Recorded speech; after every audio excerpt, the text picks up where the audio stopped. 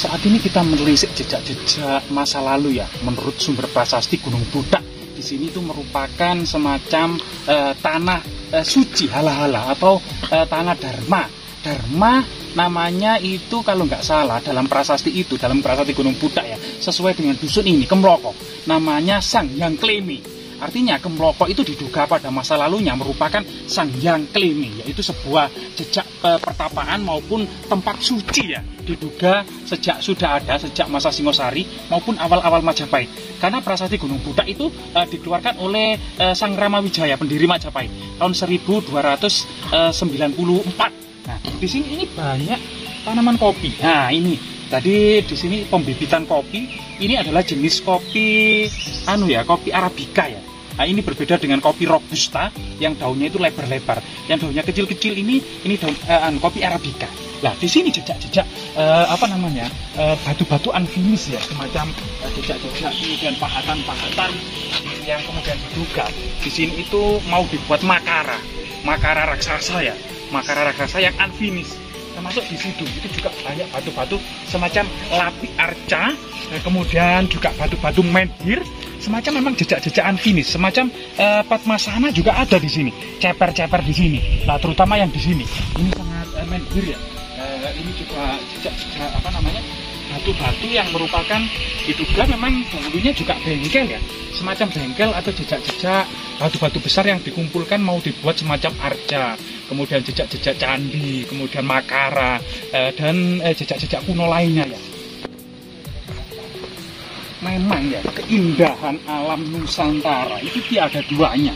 Tanamannya itu cukup banyak, flora dan faunanya itu sangat jutaan sekali macamnya. Ya, sebagian bahkan pohon-pohon raksasa itu seperti ini ya, kerandu, hutan itu sangat besar sekali. Nah, di sini. Suasana yang sangat indah ini merupakan anugerah yang patut disyukuri, apalagi itu oksigen murni ya, oksigen murni yang cukup tebal. Yang oksigen sendiri itu sangat-sangat penting bagi kehidupan. Tanpa adanya oksigen, itu kemudian udara-udara CO2 ini kemudian meliputi bumi, ini bisa menimbulkan seluruh kehidupan ini musnah kalau tidak ada oksigen. Dan di sini juga ada batu ya, yang diduga ini juga unfinished. Diduga ini semacam mau dibuat arca harimau atau makara ini ya. Nah, ini jejaknya ini seperti ini. Kita amit, Mbak. Permisi, Mbak. Permisi ya, Mbak. Permisi, Mbak. Nah, di sela-sela ini ada banyak-banyak. Kalau kita tidak hati-hati ada semacam moluska ya atau cacing-cacing ya. Jadi kita harus hati-hati. Rahayu, madu. Nah, dari sini sangat terlihat sekali. Kalau ini jejak kemudian pahatan ya. Jejak pahatan di sini sangat terlihat sekali. Nah, ini rata ini. Nah, ini ada. Nah, ini jejak pahatannya itu di sini. Banyak di sini. Ini jejak tata-tataan ini. Artinya memang di sini itu jejak makara unfinished. Nah, semacam kepala harimau atau kepala singa gitu loh ya, yang biasa ada di depan arca.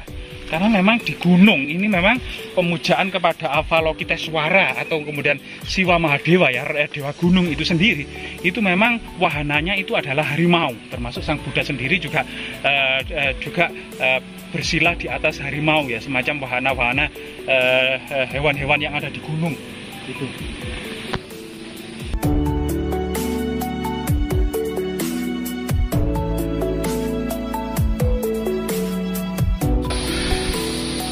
Inilah kita akan menemukan jejak peradaban masa lalu yang sangat tersembunyi di dalam hutan, di cengkeram pohon raksasa.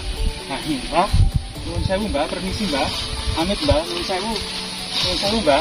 Nah, di sini ada pohon raksasa yang menyengkeram sebuah batu unfinished. Kita coba cari jejak-jejak pahatan-pahatan dan dan lubang ya. Nah, di sini ini ada panggilannya. Nah, disinilah kita akan menemukan fragmen kura-kura raksasa yang menopang Gunung Mandara yang ada di punggungnya. Artinya, ini kita akan menemukan filosofinya adalah Samudra Mantana, yaitu pengadukan samudra di mana Gunung Mandara yang diangkat kura-kura raksasa ini, kepala kura raksasa ini mengaduk lautan atau samudra Mantana atau lautan susu ya, dari adukan Gunung Mandara dan kura-kura yang ada di bawahnya keluar berbagai macam pusaka, termasuk kemudian terakhir itu keluar seorang bidadari cantik menggendong guci amerta, yaitu guci amerta yang kemudian diminum oleh para dewa agar hidup abadi. Jadi cerita Samudra Mantana ini merupakan cerita yang sangat familiar pada masa kerajaan Majapahit.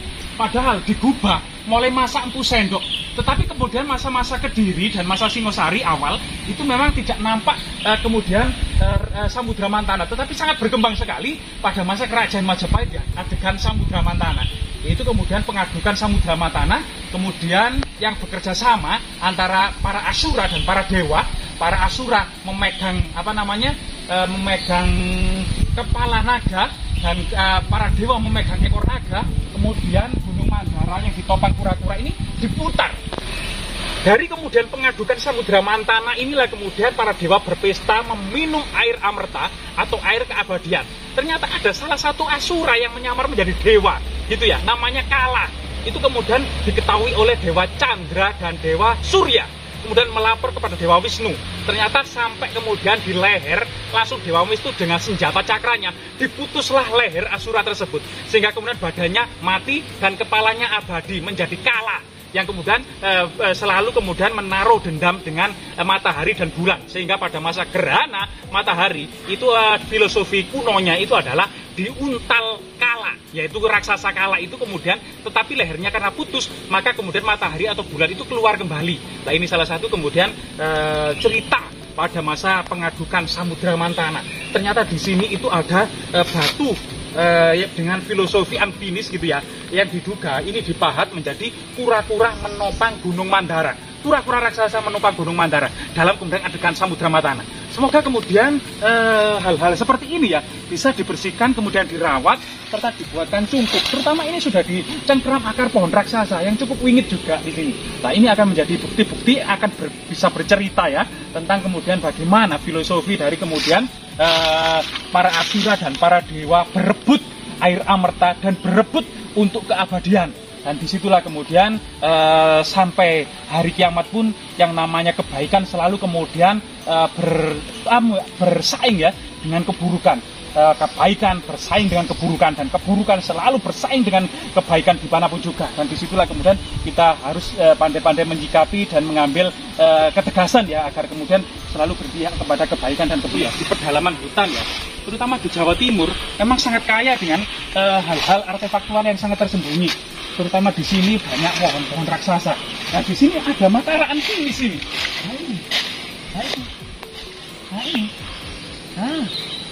Nah, selain ternyata jejak kemudian pengadukan Samudra Mantana yang ditopang kura-kura raksasa yang menopang Gunung Mandara di atas punggungnya dalam filosofi kuno, di sini juga kita mendapati antefik bagian dari pojok candi. Lah ini ada relief yang menyerupai antefik sebuah candi ya.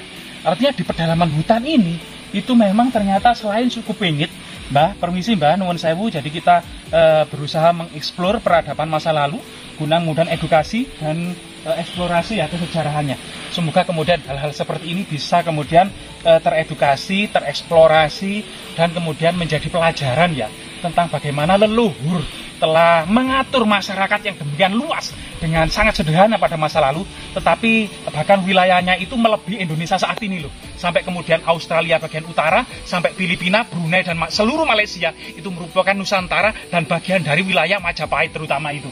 Dan itu disatukan dengan kerja keras dan susah payah. Nah, hal seperti ini memang selain kemudian berbagai macam antefik yang berserak di lapangan, memang situs ini sangat rasional sekali karena bertepatan dengan situs raksasa Buddha Mahaaksobhya, atau masyarakat mengenalnya dengan situs Recoh Lanang. Semoga hal-hal seperti ini ya, uri-uri budaya seperti ini ya, selalu kemudian menjadi kemudian bermanfaat terutama bagi kemaslahatan masyarakat sekitar. Semoga tetap rahayu dan tetap lestari.